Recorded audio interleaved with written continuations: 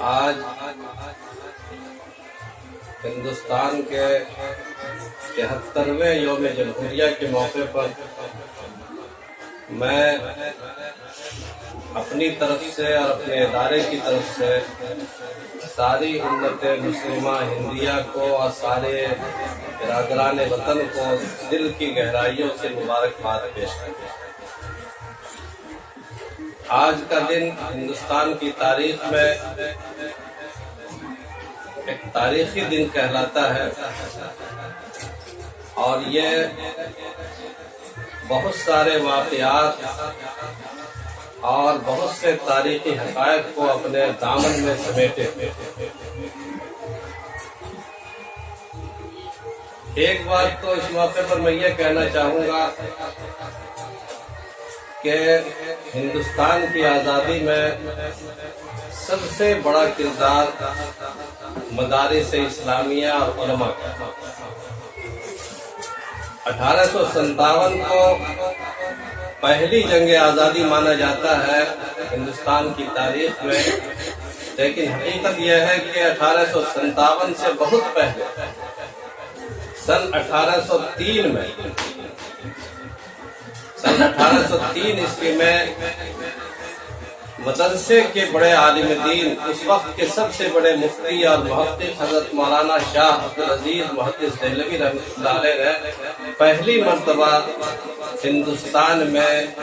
جہاد آزادی اور جنگ آزادی کا فتویٰ، اور انہی کے فتوے پر تحریک آزادی شروع ہوئی۔ ہزاروں ہزار اور لاکھوں مسلمانوں نے اور انسانوں نے اپنی جانوں کا نذرانہ پیش کیا، اور پھر 1857 کی جنگ آئی اور پھر جنگوں کا سلسلہ شروع ہوا۔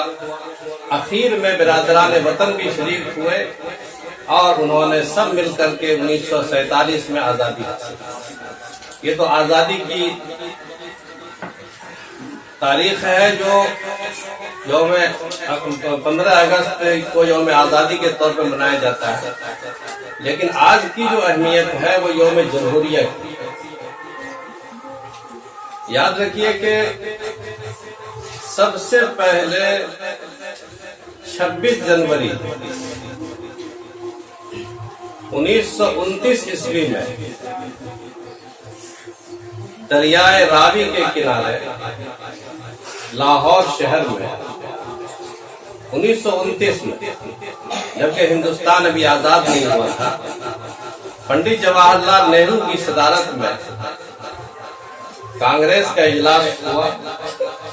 اور اس اجلاس میں یہ مطالبہ کیا گیا کہ ہندوستان کو آزادی دی۔ انگریزوں سے مطالبہ کیا گیا کہ ہندوستان کو مکمل آزادی،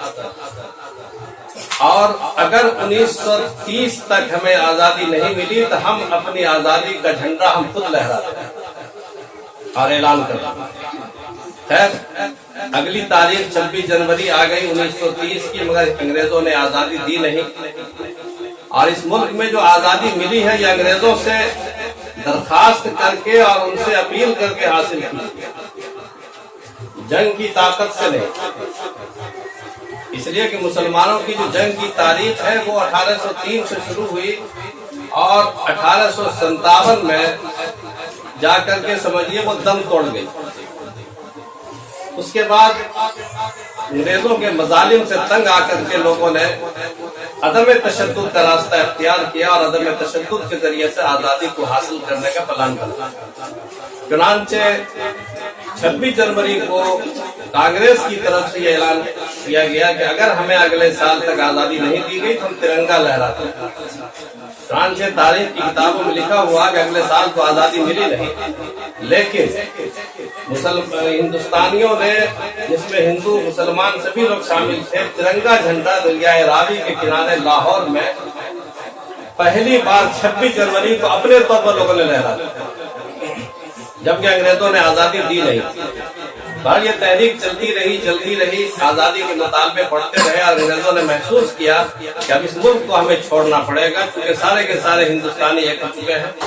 اور ان کو ہماری حکومت منظور نہیں۔ یاد رکھیے، جب رعایا پر اور پبلک پر حکومت کا قانون ان کے دلوں پہ نافذ نہ ہو اور حکومت کو منظور نہ کرے تو کوئی حکومت ٹک نہیں سکتی۔ ظلم کی حکومت کبھی دیر تک ٹک نہیں سکتی ہے۔ لوگوں کے جذبات کو اور احساسات کو کچل کر کے کوئی دن زیادہ دن حکومت نہیں کر سکتا۔ مسلمانوں نے اس ملک میں 800 سال سے زیادہ تک حکومت کی، چونکہ انہوں نے دلوں پر حکومت کی، انہوں نے کسی پر ظلم نہیں کیا۔ ہندو ہو مسلمان ہو، سب کے جذبات کی، ان کے مذہبی خیالات اور احساسات کی رعایت محفوظ رکھی اور کبھی کسی پر جبر اور ظلم نہیں کیا۔ اسی لیے انہوں نے دیر تک حکومت کی۔ انگریزوں نے اپنے زمانے حکومت میں ہندوستانیوں پر بے پناہ مظالم کیے اور دین اور مذہب اور مال اور آبرو جائیداد ہر لحاظ سے مسلمانوں پر اور ہندوؤں پر اور یہاں کے تمام باشیوں پر انہوں نے بڑا ظلم کیا۔ دوبارہ جب انگریزوں نے محسوس کیا کہ اس ملک کو ہمیں چھوڑنا پڑے گا اور ہندوستانی بھی اپنے طور پر متحد ہونا شروع ہو گئے، تو میمورنڈم کے ذریعے سے اس ملک کو آزادی دی۔ اس جب یقین ہو گیا لوگوں کو کہ ہم اس ملک پر خود حکومت کرنے جا رہے ہیں، اس ملک کے ہم مالک بننے جا رہے ہیں، تب ان لوگوں نے یعنی دسمبر سن 1946 میں ایک کمیٹی بنائی۔ اس کمیٹی کا نام تھا دستور ساز اور آئین ساز کمیٹی، قانون ساز کمیٹی، اور ان کو یہ ذمہ داری دی گئی کہ ایک آپ ایسا دستور تیار کریں جس میں ہندوستان کے مختلف مذاہب، مختلف نسلوں اور مختلف رنگ اور خیالات کے حامل لوگوں کی رعایت ہو اور ایک جامع دستور تیار کرے۔ چنانچہ اس کمیٹی میں ہندو اور مسلمان ہر طبقے کے لوگوں کو نمائندگی دی۔ اس کمیٹی کا سربراہ بھیم راؤ امبیڈکر صاحب کو بنایا گیا، صدر بنایا گیا، لیکن اس کے بنیادی لوگوں میں جہاں پر بہت سارے غیر مسلم تھے، وہیں پر حضرت مولانا ابوالکلام آزاد، حضرت مولانا حسرت موہانی، بیرسٹر محمد آصف خان، اسی طرح خان عبدالغفار خان جن کو سرحدی گاندھی بھی کہا جاتا ہے، بیگم اعجاز رسول، اس طرح کے بے شمار کئی مسلم نمائندوں نے کو اس میں شامل کیا گیا تھا، اور سب کی شمولیت سے اور سب کے مشورے سے یہ ہندوستان کا دستور سمویدھان تیار ہوا۔ یہ تنہا جناب بھیم راؤ امبیڈکر صاحب کے دماغ کی کاوش نہیں ہے، بلکہ یہ پوری کمیٹی نے محنت کی، اور اس کا طریقہ یہ بنایا گیا تھا کہ اس میں جو بھی شرع بنائی جائے،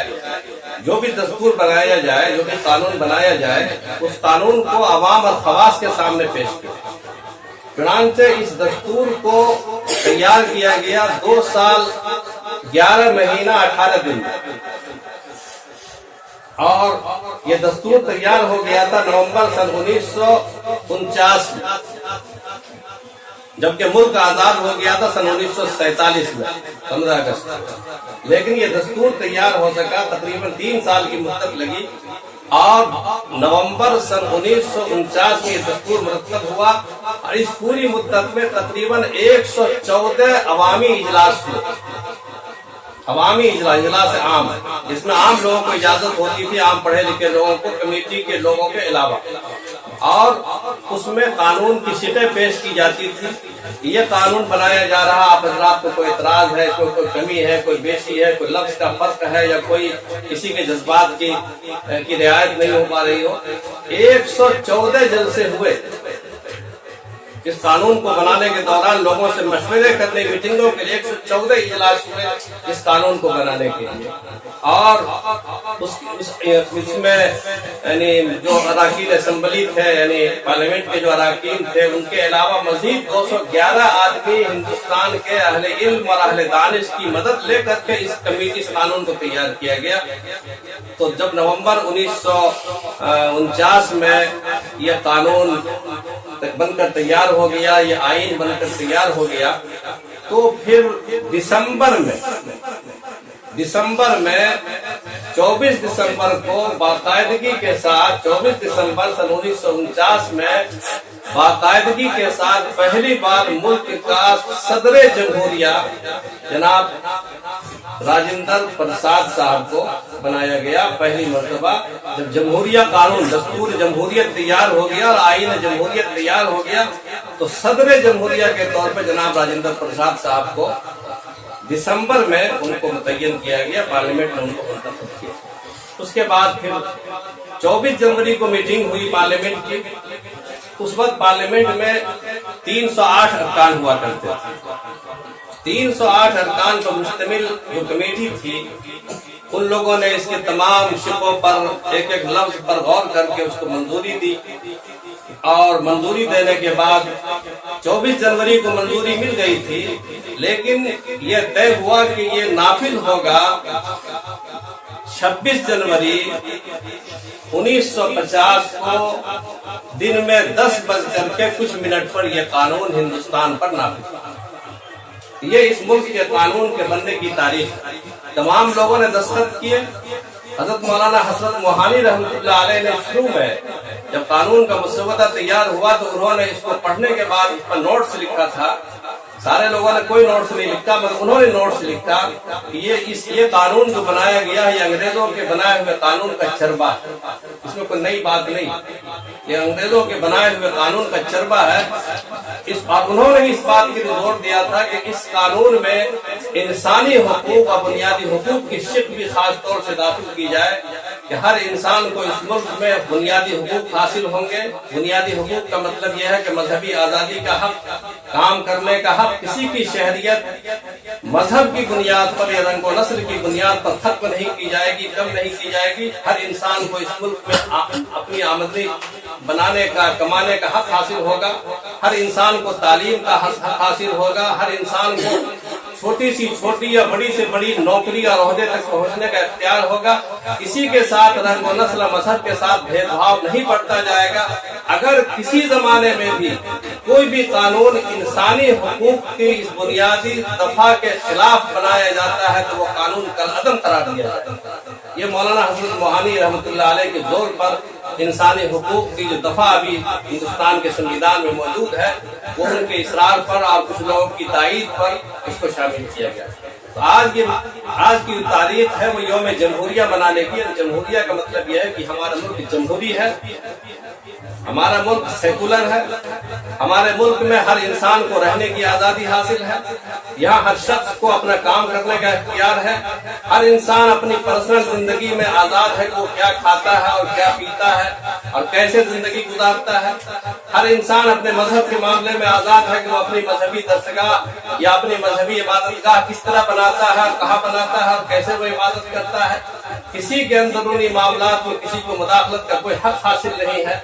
और हर इंसान को छोटे से छोटे या बड़े से बड़े ओहदे तक पहुंचने का इख्तियार हासिल है। किसी के मजहब को निशाना नहीं बनाया जाएगा,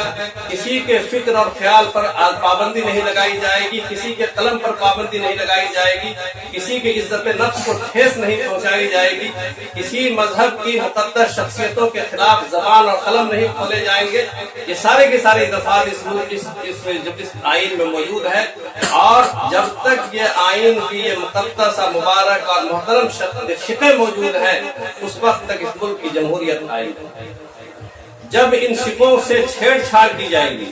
या इस आइन की जमहूरियत को ज़ेर बहस लाया जाएगा और फिरका परस्त रासिब की जानिब से इस मुल्क के आइन को बदलने की कोशिश की जाएगी, उसी दिन से इस मुल्क की रूह निकल जाएगी और हमारे बुजुर्गों की जो 200 साल की जो तारीख है अंग्रेजों से जिहाद की और जंग की, वो सारी तारीख पर पानी फिर जाएगी। इसलिए हमें यौम आज़ादी के साथ साथ यौम जमहूरिया भी बड़े जोश और खरोश से मनाना चाहिए और ताकत से मनाना चाहिए और ये सोच कर मनाना चाहिए कि हर इंसान को हक हासिल है। कोई इंसान यहाँ अपने हक से महरूम नहीं किया जा सकता। इक़्तिदार पर जो इंसान आज फाइज है, उस इक़्तिदार पर फाइज इंसान पर तनकीद करना इस मुल्क के खिलाफ गद्दारी नहीं है। मुल्क के आइन के खिलाफ बात करना मुल्क के साथ गद्दारी है। मुल्क के मफाद के खिलाफ, मुल्क के मसाले के खिलाफ बात करना मुल्क के साथ गद्दारी है। लेकिन जो इक़्तिदार में जो लोग हैं, जो हुकूमत पर जो मुसल्लत कभी भी किसी भी जमाने में हो, आज की बात नहीं है, कभी भी कोई हुक्मरान तबका के खिलाफ अगर अपोजिशन और हिज़्ब इख्तिलाफ की जानिब से तनकीद की जाती है तो वो तनकीद करना इस मुल्क के खिलाफ गद्दारी नहीं है। ये बाकायदा लिखा हुआ है उसमें। इसलिए कि तनकीद ये हमारा हक बनता है اپنے حکومتوں کے فیصلوں پر ہم تنقید کریں، جب تک حزب اختلاف کی جانب سے اور معاندین اور مخالفین کی جانب سے تنقیدیں نہیں ہوگی، حکومت سیدھے راستے سے نہیں چلے گی۔ دراصل حضرت یہ جو اصول ہے یہ حضرت عمر بن خطاب رضی اللہ تعالیٰ عنہ سے لیا گیا ہے۔ حضرت عمر بن خطاب رضی اللہ تعالیٰ عنہ نے جب زمام اقتدار زمام خلافت سنبھالی تو انہوں نے مسجد میں مسجد نبوی جو زمانے کا وہی مسجد نبوی تھی، وہی دارالقضا تھا، وہی پارلیمنٹ تھا، وہی دارالمشورہ تھا، وہی اسمبلی تھا، وہی سفارت خانہ تھا، تمام آفیسر وہیں پر ہوا کرتی تھے، سارے اجتماعی مفادات کے کام وہیں پر ہوتے تھے۔ حضرت عمر بن خطاب رضی اللہ تعالیٰ عنہ نے لوگوں کو جمع کیا اور کہا کہ مجھے آپ حضرات نے اور حضرت صدیق رضی اللہ تعالیٰ عنہ نے اپنی وفات سے پہلے یہ زمام خلافت یہ امانت آپ نے میرے سر پر ڈالا ہے، اگر میں آپ کے ساتھ اچھائی کروں تو آپ میری اطاعت کریں، اور اگر میں آپ کے ساتھ برائی کروں، کوئی کام آپ کے خلاف کروں، آپ کے دین کے مفاد کے خلاف کروں، قرآن و حدیث کے فیصلے کے خلاف کروں، تو آپ میرے ساتھ کیا کریں گے؟ انہوں نے سوال کیا۔ تو وہیں سے مجمع میں سے ایک ضعیف انسان کھڑا ہوا اور اس کے ہاتھ میں تلوار تھی، اس نے کہا کہ عمر، جب تک تم سیدھی راستے پر چلے گا ہم سب تمہاری اطاعت کریں گے، تمہاری بات مانیں گے اور تمہارے قدم پر قدم ملا کر چلیں گے، لیکن تو اگر کبھی 1 انچ بھی سیدھے راستے سے اگر ہٹا ہے، یہ تلوار تمہاری اوپر ٹھیک کر دے گی۔ یہ ہے حزب اختلاف کی آواز، یعنی جب راستے سے ہٹنے کی انسان کوشش کرے، حکومت میں رہنے والا انسان، تو سامنے رہنے والے انسانوں کو، یہاں کے ہر شہری کو یہ اختیار حاصل ہے کہ وہ اپنے حاکم اور اپنے خلیفہ اور اپنے حکمراں طبقے کے فیصلوں پر اور ان کے کاموں کی نگرانی کرے اور اس پر تنقید کرے، اور اس کو یہ آزادی حاصل ہونی چاہیے۔ یہ حضرت عمر بن خطاب رضی اللہ تعالیٰ عنہ نے جو آزاد حزب اختلاف کو تنقید کی آزادی کا حق جو ہے، یہ پہلی دفعہ حکومتوں کی تاریخ میں حضرت عمر بن خطاب رضی اللہ تعالیٰ عنہ نے دیا، وہ یہاں بھی لیا گیا اور اس پر آج عمل ہو رہا ہے، ہونا چاہیے۔ حکومتوں کے خلاف گفتگو کرنا غداری نہیں ہے، حکومت آج ہے، کل وہ حکومت ختم ہو جائے گی، ملک باقی رہے گا، ملک کا آئین باقی رہے گا۔ جو آج صاحب مسند ہیں کل نہیں ہوں گے، جو آج صاحب مسند ہیں کل نہیں ہوں گے،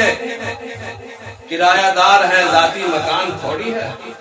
جو آج صاحب مسند ہیں کل نہیں ہوں گے، کرایہ دار ہے ذاتی مکان تھوڑے ہیں۔ یہ تو کرائے کی جگہ ہے، بادشاہوں کی جگہ ہو، چاہے مسند اقتدار ہو، آج یہ ہے تو کل دوسرا آنے والا ہے۔ اس لیے یوم جمہوریہ اس بات کو یاد دلاتا ہے کہ آج جو انسان پچھلی صف میں بیٹھا ہوا ہے، کل کا دن وہ آ سکتا ہے کہ پچھلی صف والا انسان وہ مسند اقتدار پر حاوی ہو۔ آج جس کو کچلا جا رہا ہے، ہو سکتا ہے کہ کل یہی مظلوم طبقہ تمہارے حکومتوں کو چھین لے۔ دنیا کی تاریخ انقلابات سے بھری ہوئی ہے۔ یوم جمہوریہ کی روح یہ ہے کہ ہر انسان اپنے حق کو پہچانے، ہر انسان یہ سمجھے کہ ہم اس ملک میں آزاد ہیں اور قانون کی طاقت ہمارے ساتھ ہے۔ جب تک جمہوریت کا قانون ہمارے ساتھ ہے، ہمیں کوئی خطرہ ہندوستان میں نہیں ہے، کسی ملک میں کوئی خطرہ نہیں ہے۔ اس لیے ہمیں یوم جمہوریہ کو پوری طاقت کے ساتھ منانا چاہیے، اور یہ ہمارا حق ہے، مدرسوں کا حق ہے، کیونکہ سب سے پہلے مدرسوں نے اس ملک کو آزاد کرانے کی مہم شروع کی ہے۔ برادران وطن ہو یا دنیا کا کسی بھی طبقے کا انسان ہو،